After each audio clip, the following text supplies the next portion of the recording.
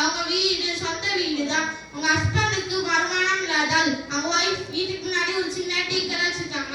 அதுல வர வருமானத்தை வச்சு குடும்ப